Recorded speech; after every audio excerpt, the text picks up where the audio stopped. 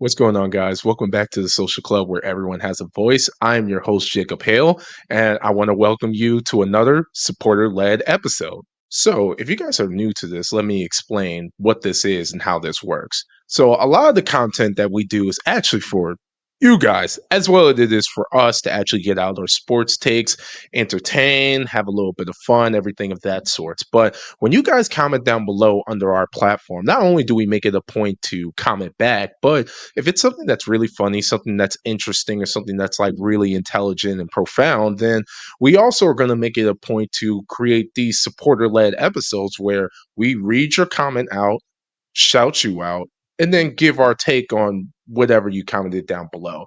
So if you guys haven't already, definitely subscribe to us, subscribe to our YouTube, follow us on Instagram. We're also on TikTok, Facebook, Twitter, wherever you guys get your information from, you can follow us on there. And then also, if you guys want to be a part of this or you have something that you want us to discuss, all you have to do is comment.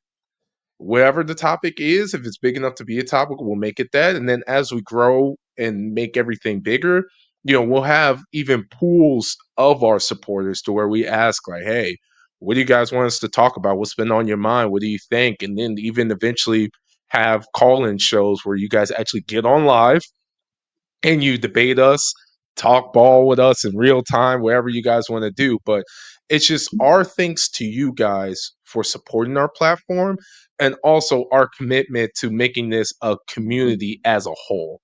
Now, if commenting or shouting out or talking out loud isn't your thing, you can also join us on Discord. The beauty of Discord is it's just another way to connect with us personally. Obviously, Discord runs 24/7. So wherever you comment down on Discord, then that's when you can have more in-depth conversations, type in paragraphs, having pictures, funny memes, whatever you want to say about it. So if you guys are interested, definitely I encourage you guys check all that stuff out. But without further ado, we'll go ahead and get to our first comment here. Our first commenter goes out to Zach Matthews, so shout out to him. The context of what he was talking about is he was making a comment about the SEC. Basically, me and my co-host Cam, we were talking about the SEC, and he was talking about how much harder it is to play in the SEC versus any other conference and everything like that. So Zach Matthews commented regarding to the SEC is that the SEC gets rest playing UMass, Mercer, and Warford in November. Laughable. I obviously agree with that. My stance is that all these conferences are way more competitive than people think, especially with the NIL that's going on and how the pool of talent has spread out a lot more than what we've seen in the past decade. But yeah, I always find that funny. It's the same talking point every year when an SEC doesn't make the playoffs. It's that, oh, we were hurt. Oh, it's so hard to win the SEC. Anyone can win at any time. I will tell you right now, the only conference I've ever seen where I feel like that statement was true was actually the Pac 12. If you look back at the history of the Pac 12, no one was safe. Doesn't matter ranked, unranked, anything like that. Like, there's plenty of Alabama teams that have rolled through the SEC for a couple years. Like, we've seen that before, but it didn't matter what was going on in the Pac 12. You were a top ranked team or whatever. You can lose to Hawaii, you can lose to Utah. You can use to Stanford. It didn't matter. It was crazy. So I agree with you, Zach. You know, it, they always make it seem like their conference is just like a bloodbath or anything like that. Like, listen, man, it's football. It's like you're prepared to play or you're not. That's just how it goes. Cool comment. So shout out to you. Going on with the next one here. All right. So I'm gonna shout out Latine Jordan Jr. He made a comment saying the coaching in the SEC is subpar. There's argument to that, honestly, especially when you look at how they've been performing in bowl games. Now, obviously, everyone wants to say, "Oh, people transfer and draft picks and all that stuff." But in all honesty, though, it is very interesting what you're seeing. The coaching landscape in college football in general. There's been a lot more coaching errors and coaching mistakes that I haven't been used to seeing. And maybe that's just because the old guard of the Nick Sabans of the world and the Urban Meyers and all that stuff, since they are retired and gone, and these new age of coaches are coming in, you're just going to see that drop off.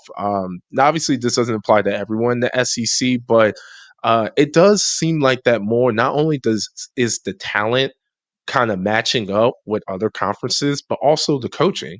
One thing when I look back at that Michigan Alabama game this year, and also the year before with Jim Harbaugh, those are two times where I've looked at the game and I was like, I do think they got out coached to a degree. Like I think that actually did happen. So it's a very interesting take. I wonder what you guys think about this as well.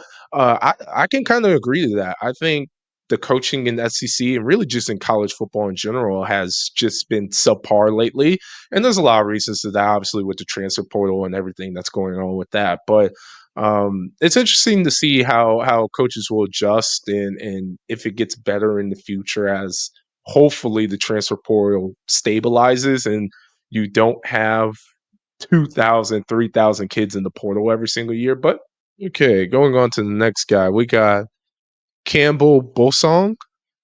He's also an NFL agent, so shout out to you. Might have to give him a call, see if I got a shot. Oh, so this is in regard again to me and Cam's conversation about the SEC and playoff rankings and everything like that. So he said, okay, cool. I guess the 12-team college football playoffs should just be the top 12 SEC teams then. The false sense of superiority is unflappable. Unflappable with so many SEC people. It's out of hand. The delusion of the Southeastern Conference and really just the southern part of America has been hilarious to watch, especially again these bowl games now watching them lose to these northerners, these Yankees of a team. It's very funny. I love it. And anyway, any chance I get to break down the SEC delusion every single year is always a treat to me. Now, as a disclaimer, I am an LSU Tiger fan. So, yes, I am a part of the SEC fan base.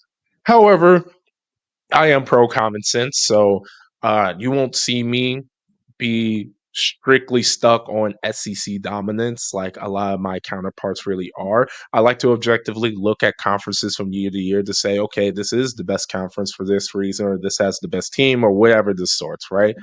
With that being said, hopefully my Tigers get it together because we are looking rough.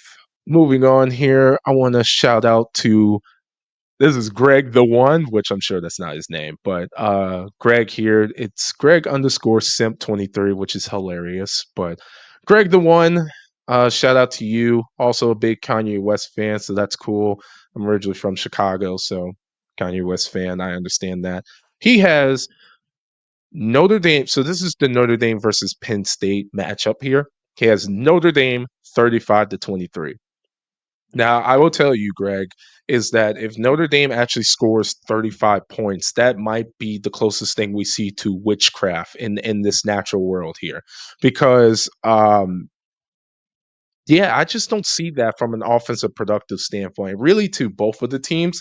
So let me just break down Notre Dame Penn State lineup as I'm looking at this. And if you guys are into betting, I'll actually just give you my picks towards the end of this explanation of what I think.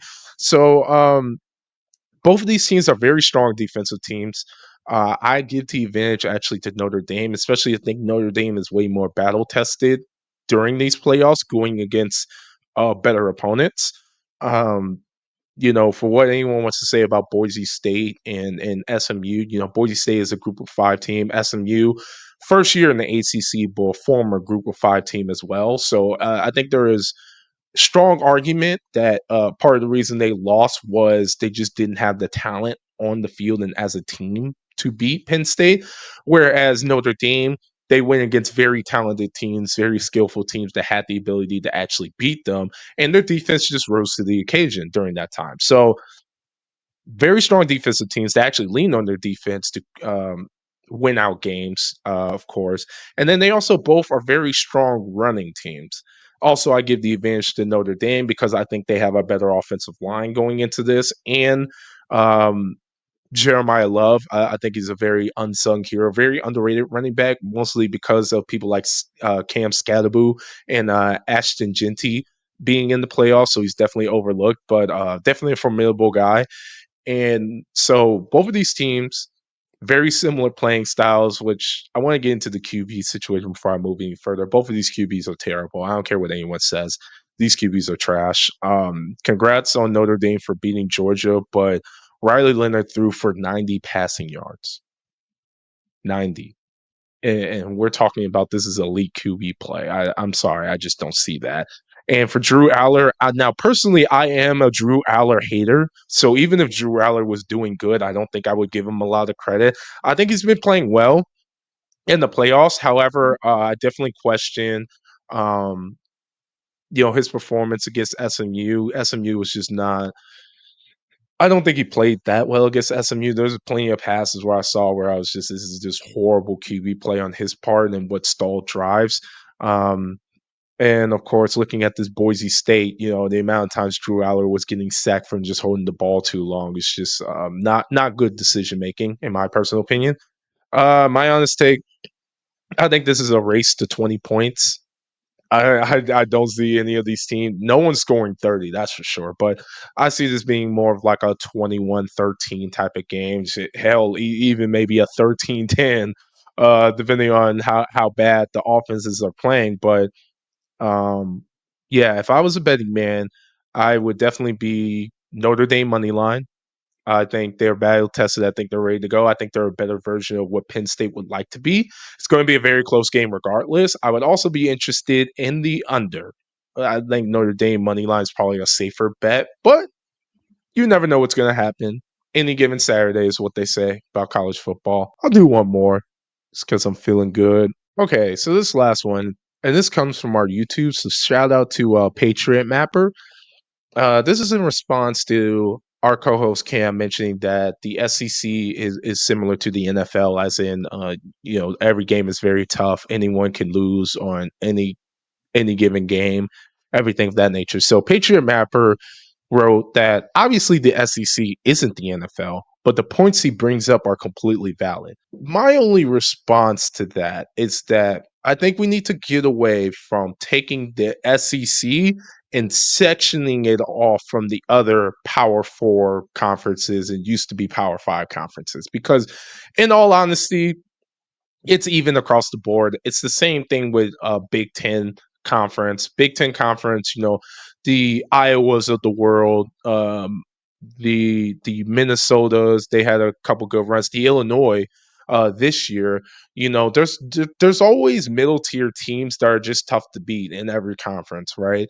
And the SEC is obviously no different. So again, we need to get off this mindset to where we're promoting the SEC to make it like a 1B of the NFL when it really is not. Especially nowadays where competition is really evening out. So yeah, I think some points are valid. However, again, I would just extend that to every other conference. Like, look at the ACC. The ACC has not been that good, but moreover, you see a Miami lose to a Georgia Tech. And what everyone wants to say about Georgia Tech took Georgia, who is in the SEC, into 8 overtimes, pretty much. So I think you'll always find hard opponents, especially when you're talking about the Power Four conference. You're always going to have a middle of the pack team that's just tough to beat for whatever reason.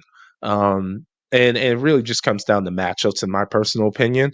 But it's standard. If you're going to make that argument about the SEC, make that argument about every other conference because you can find that in every other conference. But with that being said, you guys, let me know what you think. Let me know if you have any more comments or topic ideas that you would like us to cover during these segments.